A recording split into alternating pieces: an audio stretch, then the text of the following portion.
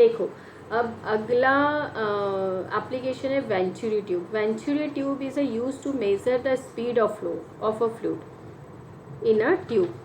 मतलब वेंचुरीमीटर क्या काम आता है कि कोई भी ट्यूब में हम वाटर की वेलोसिटी मेज़र कर सकें, ठीक है। इट हैज़ अ कॉन्स्ट्रिक्शन, मतलब ये कैसा होता है, एक साइड से ये देखो वाइडर है और ये कहीं पर थोड़ा सा नेरो रहता है, छोटा रहता है, कॉन्स्ट्रिक्ट रहता है यहाँ पे, ठीक है।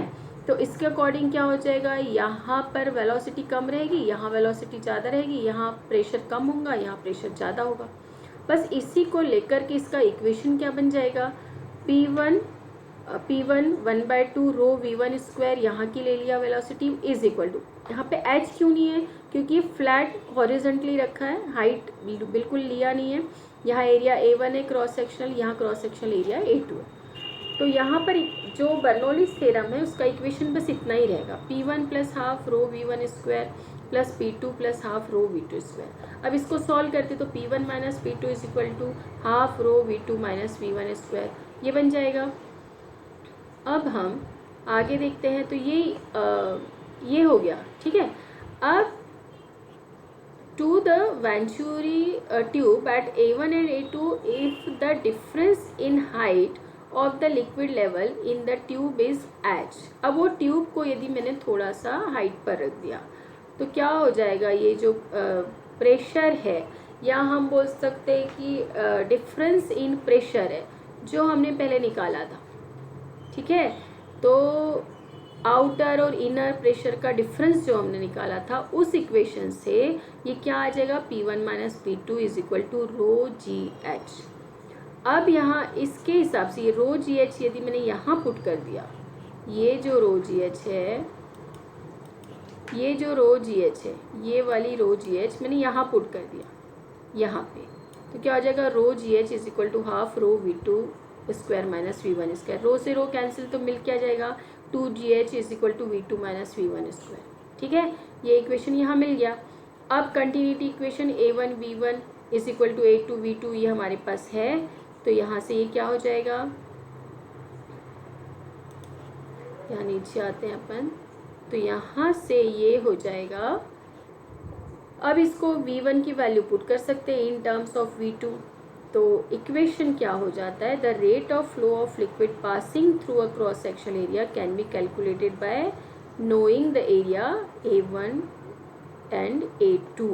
अब इनमें से यदि हमको V1 निकालना है कि वहाँ कितना है, तो हम V2 नहीं, हम नैरोअर पार्ट पे कौन सा रखे हैं, V2 रखे हैं ना,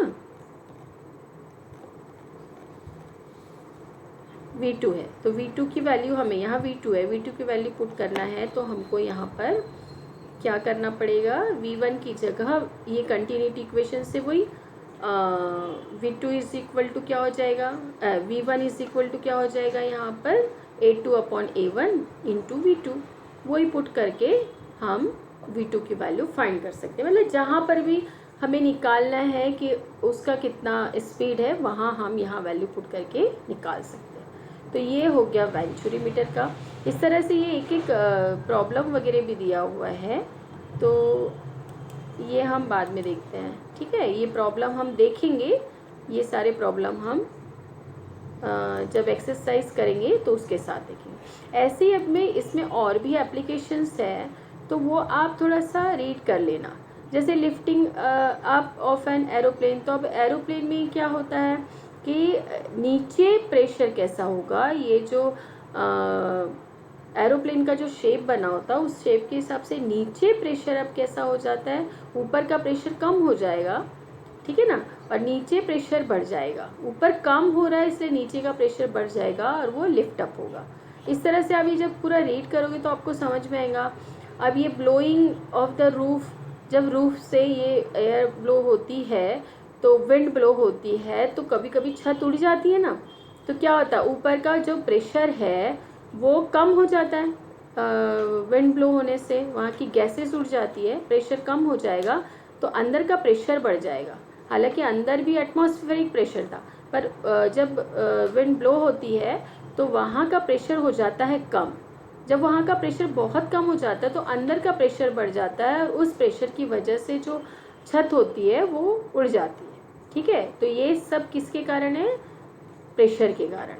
तो इस तरह से ये वर्किंग ऑफ एन एटोमाइज़र, ये भी आप पढ़ोगे, तो ये भी एक प्रेशर का ही है कि यहाँ से हम जब प्रेस करते हैं तो ये जो प्रेशर है वो यहाँ पर जाता है, जो अभी हमने वो पढ़ा था ना ई फ्लक्स का, उसी, और यहाँ उसी के जैसा ही है। ये एकदम नैरो है तो यहाँ पे उसकी वेलोसिटी ज़्यादा हो जाएगी, और यहाँ यदि हमने उससे भी नैरो यदि यहाँ पे एक छेद रख दिया है तो वहाँ से ये जो चीज़ है वो कैसे होगी?